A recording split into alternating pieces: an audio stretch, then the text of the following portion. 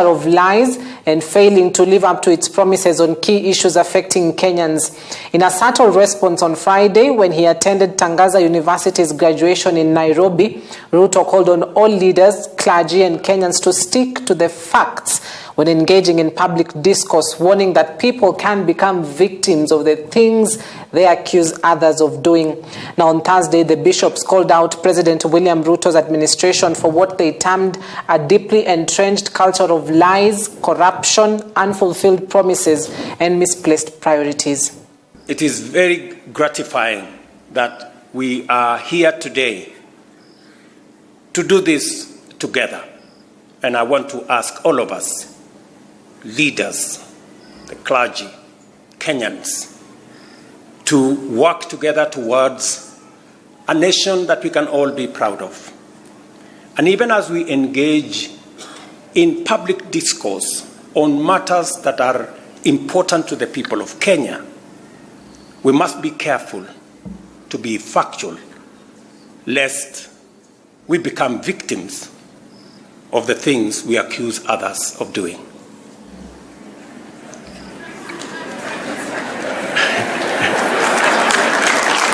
I know you know what I mean. Because this great institution is run by the Catholic Church. And you know, in the Lord's Creed, we all say we believe in the one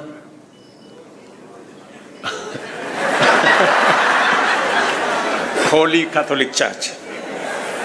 Even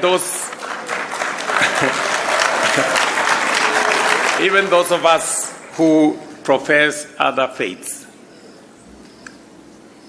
But because you stand out, it is my request, because I have been to many denominations by virtue of the work I do. I've been to many churches, and I find that in some of the churches, in some of the denominations, they do not have as many qualified clergy. I want to ask Tangaza that, recognizing that many other faiths also believe in the Holy Catholic Church, that you also help train clergy for other churches so that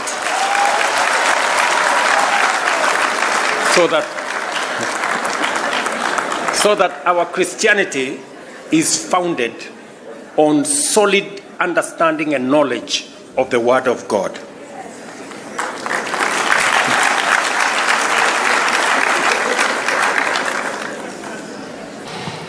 Well, that was not just the only reaction. Now, in a span of hours, the government came out guns blazing against concerns raised by the Catholic bishops that accused the state of being out of touch with reality and the plight of Kenyans.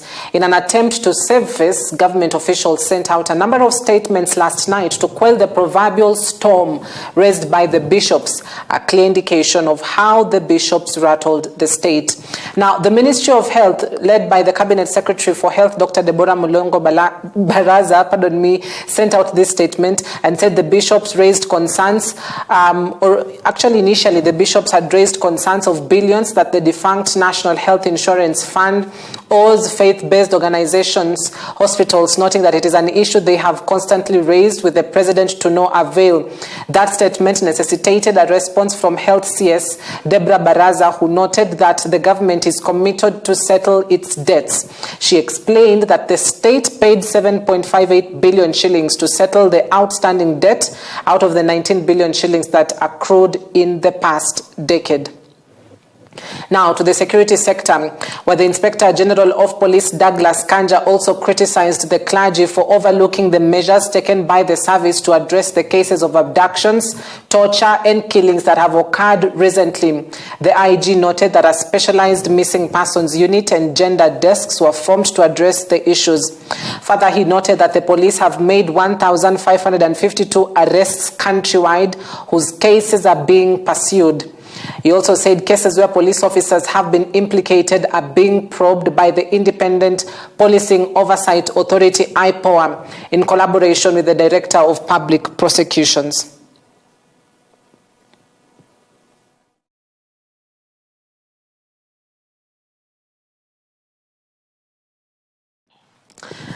Now, National Assembly Deputy Speaker Gladys Bos-Sholei has responded to the church, faulting their move to address the president in public. Bos-Sholei, in a harsh tone, called out the Catholic bishops, asking them to seek an audience with the president.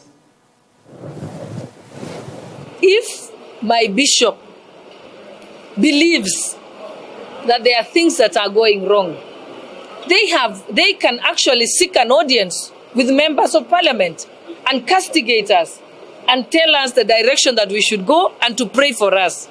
And also, I know that the bishops of every type of church in Kenya, every denomination, can get an audience with the head of state today, because our head of state has leaned on the church for all his life. So if really they want to support him and pray for him, then they should have if they ask for an appointment at State House today, the bishops will get an appointment ahead of me. And they can get an audience with the president whenever they seek it. So they could have called the president aside, told him what they believe is going wrong, advised him on what they think should be corrected, and also pledged to pray for him that he may be able to correct whatever they think is going wrong. But when you go and castigate him and the government in public, are you really trying to resolve the problem, or are you trying to play to the gallery and to play into a political realm? That is exactly what they were doing.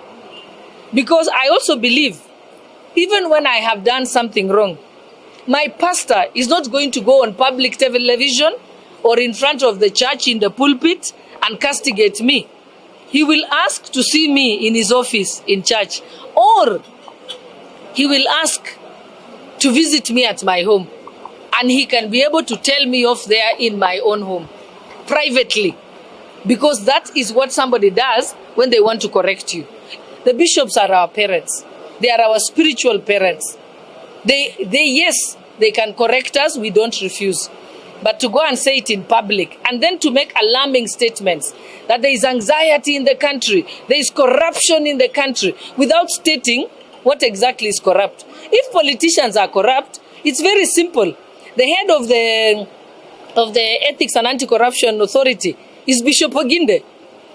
They can be able to go and report us, and then we can be investigated, because also they are not teaching us the right way to do things.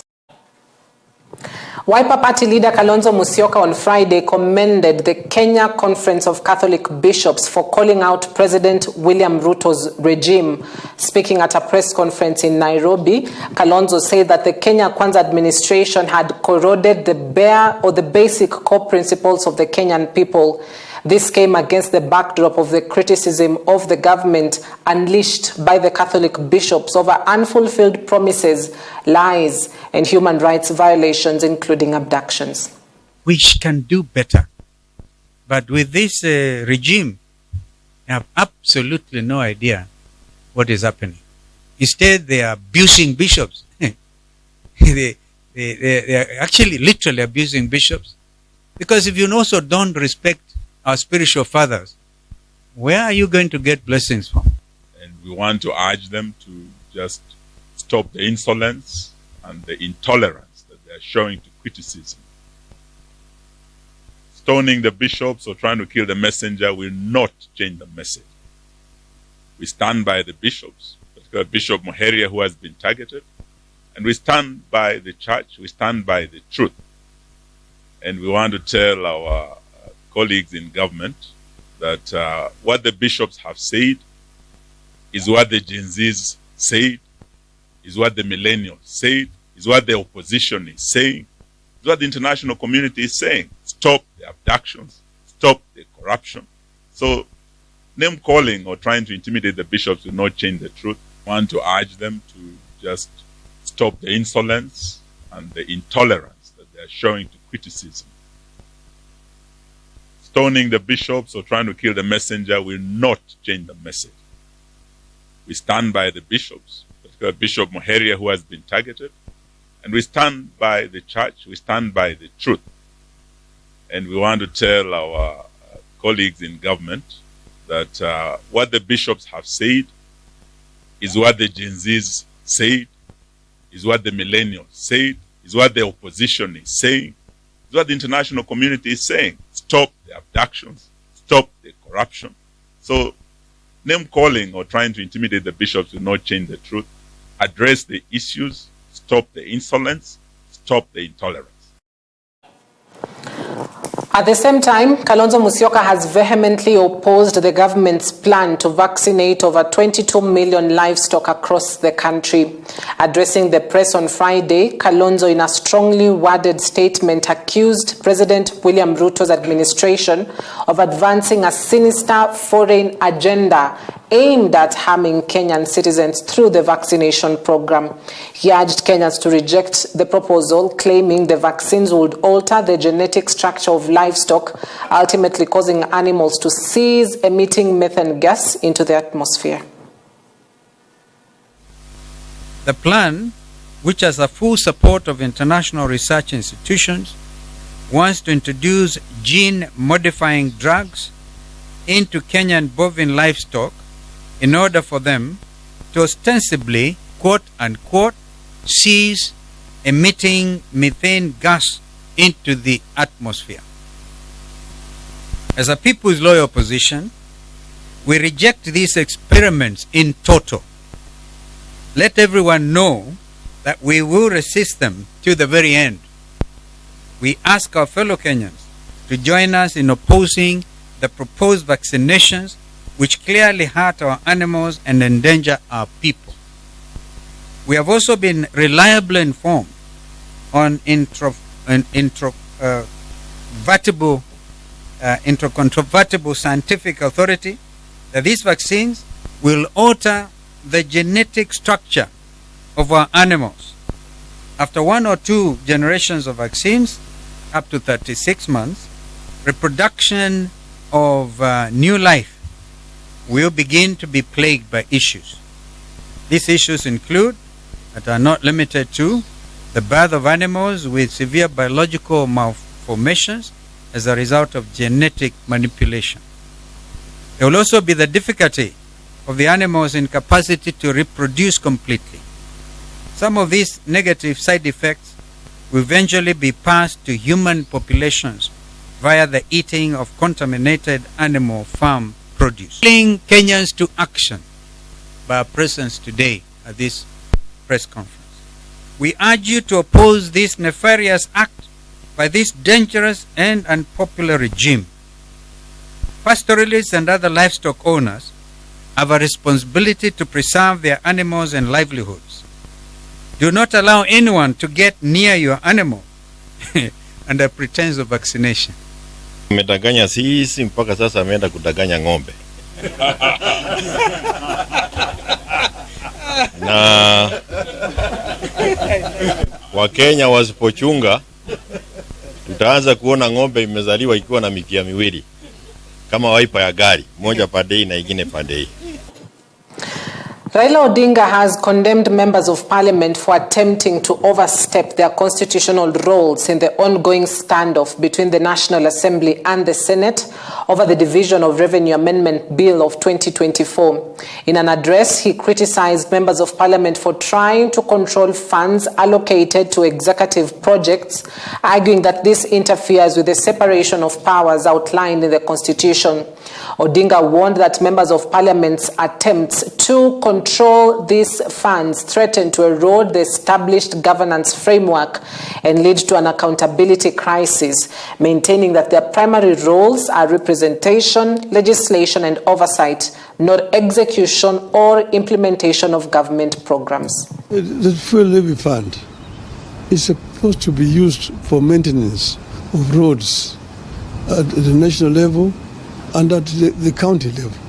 So that should go directly to the kitty of the county government, not constituency fund being controlled by members of parliament. That's what I'm saying.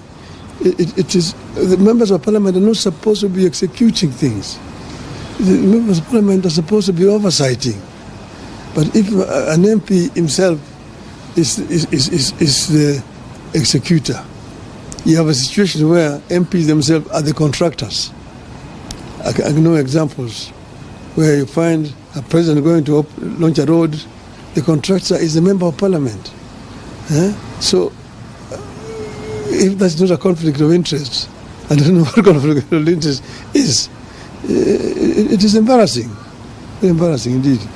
There's all competition between the National Assembly, the national government, and the counties.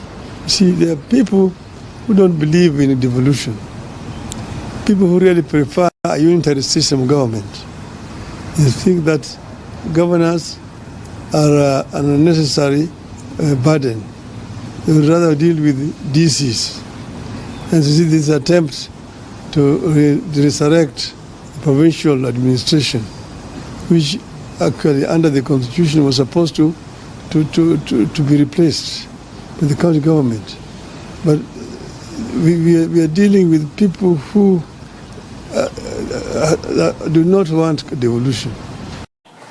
Chief Justice Martha Koome has decried the reduced judiciary funding, which she says has been cut by nearly 50% in the last 3 financial years, terming it an impediment to the administration of justice. The CJ noted that the judiciary has registered an upward trajectory in the administration of justice, despite the crippling budgetary constraint. Koome spoke during the launch of the State of the Judiciary and Administration of Judiciary Report of 2024. I applaud you, Honorable Chief Justice, because even when you have squeezed resources, you have achieved a lot, particularly during your leadership in judiciary. You presented to Parliament a plethora of legislative measures that needs to be undertaken. I give this undertaking that in the next year, which is commencing February, we will see to it that most of the recommendations that came from judiciary have become law. We are doing our very best with very little resources that are given to the judiciary to see to it that every year they file over 500,000 cases, and we are determining 99% of those cases that are filed. Although we celebrate these gains, we recognize the pressing need for further investment. The judiciary continues to face funding challenges owing to historic, chronic underfunding of the justice sector. Principal Secretary for Education Belio Kipsang has issued a statement assuring the nation and KCSE candidates that there will be no exam irregularities this year. Speaking in Meru County during the distribution of exam papers, Kipsang said the Ministry of Education has set aside strategies that will ensure any malpractices will be detected and the individuals followed up.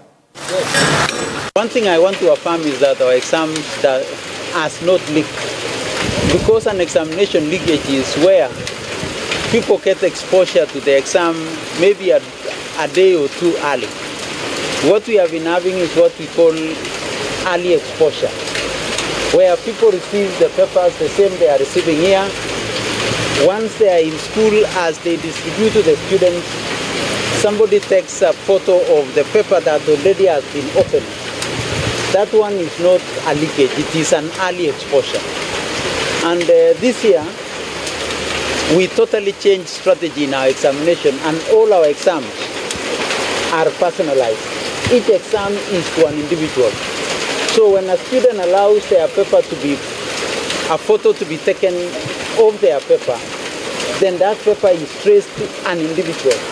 And that is why this year we have said people will be taking personal responsibility. We shall not be condemning an examination center or whole school, or we are not condemning a whole, if we have 20 invigilators and one of them was careless, then we shall deal with the individual. Now, the fuel prices are out, so the Energy and Petroleum Regulatory Authority, EPRA, released its monthly review of the new fuel prices for the period 15th November to 14th December 2024, highlighting a constant retain in prices in super petrol, kerosene and diesel per litre. Now, here's a breakdown of the current prices in the major cities in comparison with the prices in the previous month. For diesel in Nairobi, it's currently retailing at 168.06 a litre, which is an increase of 3 shillings from 165 shillings last month. In Nakuru, the price of diesel retails at 167.63, same price as last month. In Mombasa, it's 164.82, same as that of last month. And in Eldoret, it's at 168.45 shillings. Now to Super Petrol. Let's look at the prices for the month of November leading up to December of 2024. In Nairobi, it will retail at 180.66 shillings, no change as to the price of last month in comparison. In Nakuru at 179.87, in Mombasa at 177.42, similar to that of last month, and in Eldoret at 180.68 shillings. Now to what majority of households use, and that is kerosene. In Nairobi, it will retail at 151.39 shillings for the month of November leading up to December. No change from last month. In Nakuru, it will retail at 151.01 shillings, same to that of last month in Nakuru. In Mombasa, the price of kerosene will retail at 148.15 shillings, and in Eldoret, it will retail at 151.82 shillings. Now, it's kerosene with S-E-N-E, not S-I-N-E, as has been indicated in the graphics you see on your screen, so apologies for that typo.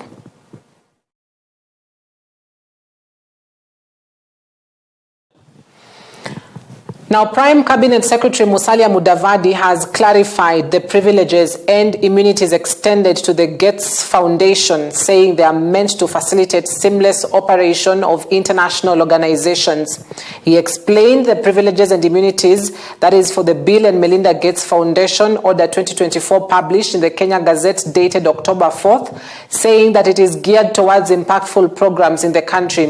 Mudavadi said that the Gates Foundation has met legal requirements and its host country agreement, and the privileges associated with it have been approved by Cabinet. He was speaking during the official opening of the Gates Foundation Nairobi Sub-Regional Office.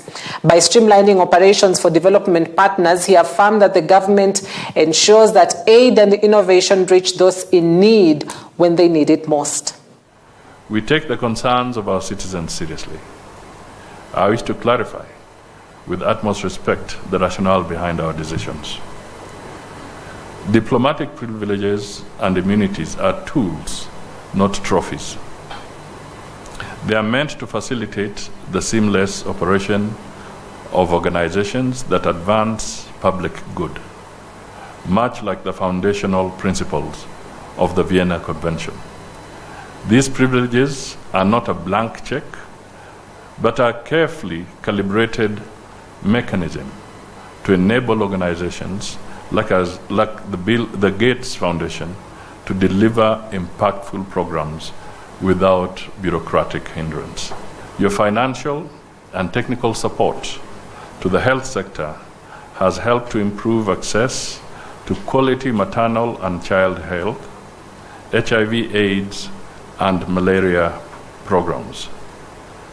We also appreciate your investment in tools, technologies, and market infrastructure that improve the productivity of smallholder farmers and enhance their ability to adapt to climate change. Your intervention has greatly enhanced their livelihoods through better knowledge and incomes. Indeed, the due diligence that preceded that exercise, Your Excellency, was very extensive, and Gates Foundation is joining only. It's just one of over 170 organizations that are already admitted, to enjoy privileges and immunities under this statute. And I want to tell Kenyans at this point in time that this work of assessing organizations with a view to extending or conferring to them the kind of benefits that are laid down in the statute is work that we take very, very seriously. So this office opening is for us a sign of the work that is already in place and a hope that we will continue to grow our partnership for the region and the continent. With that, let me thank very deeply the Ministry of Foreign Affairs and Diaspora Affairs. We would not have made it to this day without you. Now, Kimanya Kabonera Division, Masaka City Member of Parliament in Uganda, Dr. Abed Bwanika, says there is need for the clergy to acknowledge the huge role they play in keeping the government in check both in Kenya and in Uganda. The Ugandan lawmaker earlier in the day exclusively spoke to EBN TV on the backdrop of a rigorous conversation about the clergy who have openly called out the Kenyan government.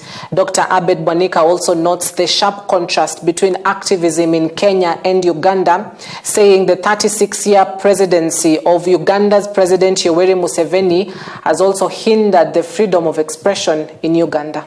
Let's talk about the clergy in Uganda, for that matter, who are our neighbors.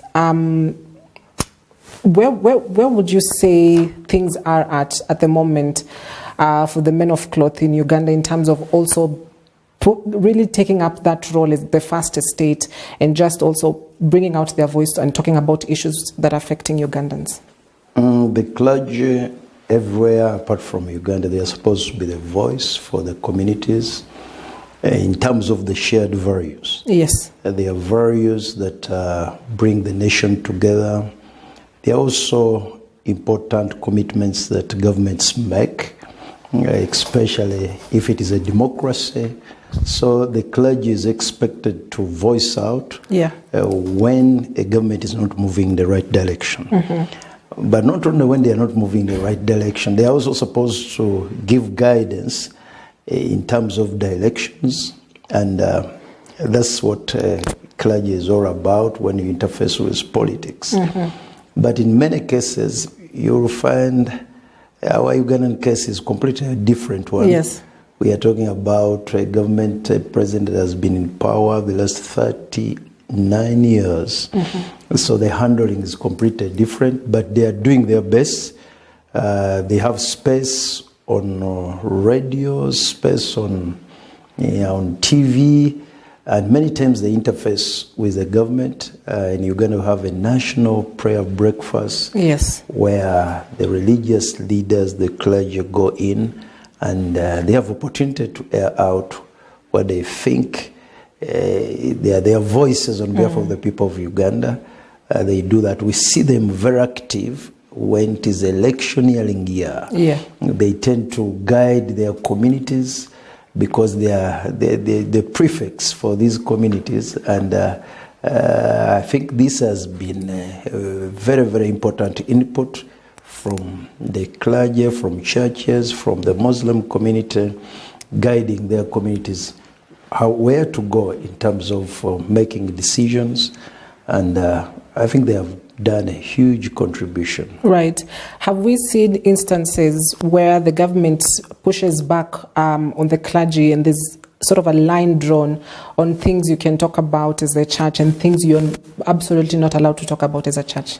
Yes, the governments all over the world, and including Uganda, when they see the clergy trying to be very firm, especially on issues that are very controversial, they will tend to draw lines, claiming that politics is their domain as politicians, and the clergy should operate from church. But we have seen instances where the clergy is insisting, because there is no clear line between the politics and whatever happens within the churches. So many times when they get firm, the government will listen. They will listen. The government knows that, and the politicians, not only those who are in government, but every politician knows that you must have good relationship with this clergy because they have the people, they have the population, and they meet them very often. So in your political dynamics, you must relate well. So on the African continent, the faith, the church, they're still anchored in terms of politics. They can still counsel the politician, and I think it is a good thing for us on the African continent. Very delicate area where the faith, the leaders of faith, go in and air out in black and white what they think is a direction, and then after some time things don't go the right way. I think it is a role of the clergy to direct and counsel their congregations, but we must be very guarded because politics is another not very easy space. So naming the candidates, the preferred candidates, would not be the best thing. Some of the differences that you would say you've really noted in terms of our right to picket and the right of Ugandans to picket and demonstrate? Of course, I was watching and I was interested like any other Ugandan. Here, in terms of freedoms to go on the street and to do what you want to do, I think there are more freedoms in Kenya, not in Uganda. If what happened here was in Uganda, it would have been a catastrophe. What I didn't like, though, in Kenya is the destruction of the infrastructure. I saw what people are doing in terms of burning down buildings, going to parliament, and we should never do that. We should have the freedom to express ourselves, protest, and say what we want. But this infrastructure is a huge investment, which nobody should destroy because you are not comfortable with some policies. But in terms of Kenya airing out those Gen Zs, whatever name you called them, I think that was a very good tool in terms of democracy. And I hope, and I'm noticing, I think your government responded. They responded to some of the issues. And I think in future they will be very careful when they are making policies so that the policies are pro-people. The Gen Zs were talking about employment. Hopefully, the government is doing policy shifts so that they can expand. Because, employment is about expanding the economy. A small economy cannot employ anyone. So government might think about what they must touch on so that these young people, they are employed. Right. That we just had today with the Ugandan lawmaker serves in Uganda's parliament. That is Dr. Abed Bwanika, and that was just part one of the interview we had. Now, tomorrow we'll be listening into his view of relations, especially with a plan that is in place to extend the SGR, the Standard Gauge Railway, through Malaba to Kampala. So how much of a game changer is that? So that will be part two of the conversation we'll be having tomorrow evening, same time, same place, right here on EBN TV. So be sure to stick around for that interview tomorrow and catch more of that conversation as well. So that is where we wrap it up tonight. Thank you very much for watching. My name is Cynthia Nanjala. Have yourselves a blessed evening. Stay warm.